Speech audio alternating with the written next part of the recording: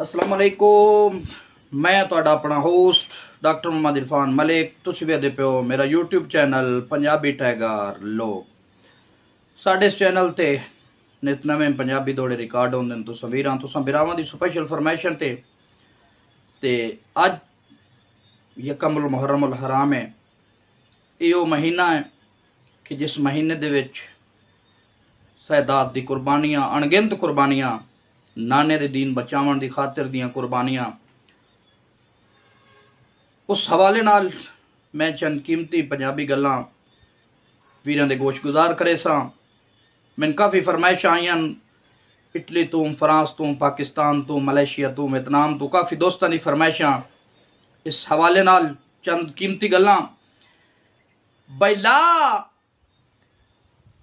दर्दे नाल शकबर नाने दी पियां मारे मार के ढाई। ओ तेरे दीन दी खातिर वेंदा हां करबल विच नाना साईं।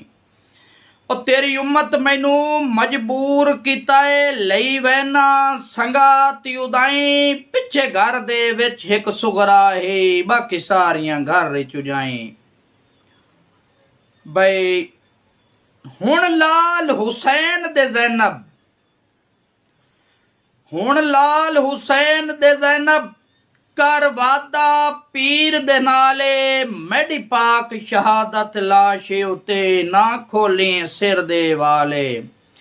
अमें बिल्कुल बाहर न खैमिया चूं बावें बावें कुसवैनी सब बाले। तू तसबर दे नाल निभा छोड़े जिंदगी दे बाकी साले।